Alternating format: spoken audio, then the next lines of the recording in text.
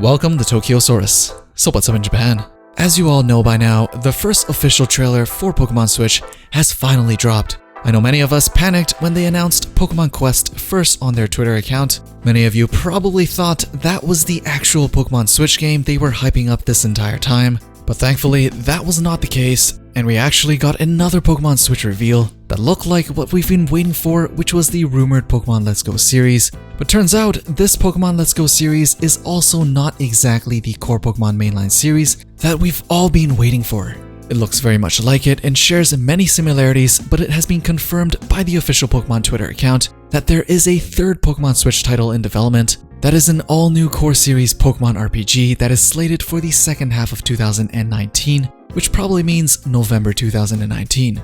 But having said all that, this new Pokemon Let's Go title still looks crazy good and in many ways probably passes as a mainline title in many aspects. So let's take a closer look at just what was revealed in the feature-packed 3-minute trailer and go into detail just exactly what we know about the new Pokemon Let's Go Pikachu and Pokemon Let's Go Eevee games that are coming out later this year on November 16th, 2018. So the very first feature they show us is that you can play with one Joy-Con. We don't know if this is a requirement that you play with only one Joy-Con, but it looks pretty comfortable having only to use one hand to play. You encounter wild Pokemon in the grass just like before, but this time you will see the Pokemon pop out of the grass, and then you will go into battle mode where we see 4 options on the screen: Get Ready, Items, Help, and Run Away. The kid in the trailer presses Get Ready, and it looks like you go into a mode similar to throwing a Pokeball in Pokemon Go, except this time you time your throw with the Joy-Con to catch Pokemon. It seems like for wild Pokemon encounters, you can now catch Pokemon without having to battle them. This may not be for all Pokemon as they only showed low-level Pokemon here, so we probably should not expect all wild Pokemon to be caught this way, especially with legendary Pokemon.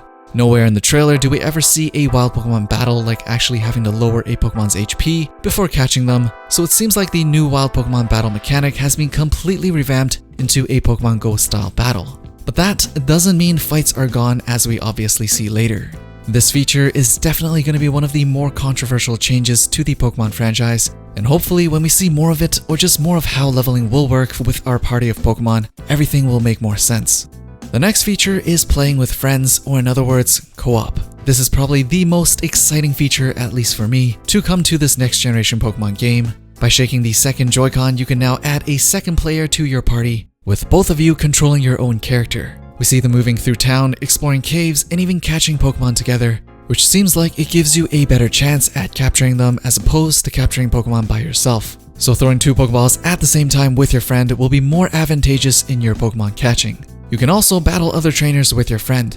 In the trailer, they showed us a 2 vs 1 battle versus Bugcatcher Kale, and it seems like the combat system is very much in the same format as the older games. It looks turn-based, and each move has PP just like in the older Pokemon games, so the battle system from before is still very much intact. The next feature shown is a new Pokeball accessory. The Pokeball accessory allows you to control your character in the game by using the button in the middle of the Pokeball as an analog stick to control your character and to click the options. You can also use it to aim and throw your Pokeball to catch Pokemon, so it essentially acts as a Joy-Con. But the coolest part to this new Pokeball accessory is that the Pokemon you catch can be put into the Pokeball accessory and then taken with you wherever you go.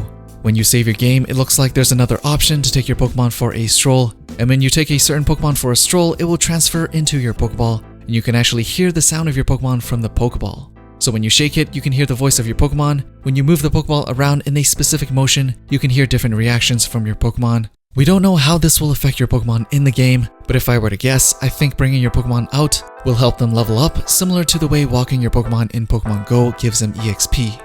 The next feature shown is the Pokemon Go connectivity. It seems like you can open Go Park on your Nintendo Switch from your smartphone, which can send Pokemon from your Pokemon Go account to your Nintendo Switch game. But it looks like you can only see and interact with those Pokemon in the Go Park, which looks like you won't be able to transfer them to your actual party in the game.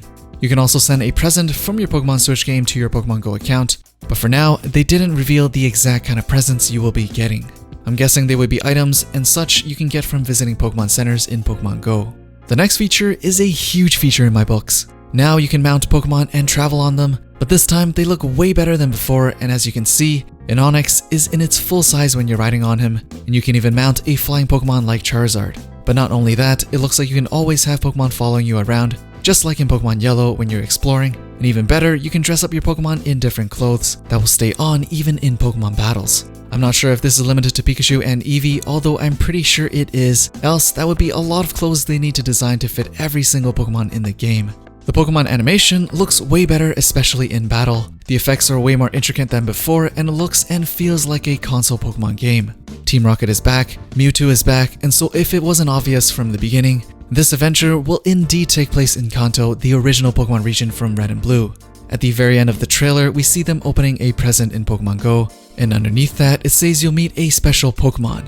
On the official Pokemon Twitter account, they posted the special Pokemon referenced at the end of the Pokemon Let's Go trailer is referring to a Pokemon never seen before. So we will be seeing new Pokemon in this game after all, and hopefully more than one. After seeing all these new features and mechanics in the game, I have to say, as a longtime Pokemon fan ever since playing Red and Blue on the Game Boy, this next generation Pokemon game definitely looks very appealing. They added many aspects to the gameplay that encourages playing with friends even more, and gave us more ways to interact and bond with your Pokemon. I think these two features can really take a Pokemon game to the next level if done properly, so I can't wait to see more of how they work in the game. It's really hard to judge whether or not they will work in the actual game because we only have a trailer, so it's probably smart to reserve judgment till later. But so far, so good. And I'm pretty happy, it's looking like the Pokemon Go integration is limited to the Go Park, which I guess is sort of like a Safari Zone in the game. So now that you have a first taste of these new features, keep in mind this is just the first official trailer. Many aspects of the game has probably not yet been revealed, so don't feel like this is all there is to the game. For example, will there only be the original 151 Pokemon available in this game? How is leveling gonna work? And just many more questions. In the following days, there should be a lot more information being dropped, especially in the Ohasuta special, coming out on May 31st in Japan, which I will definitely cover, so definitely come back and check it out.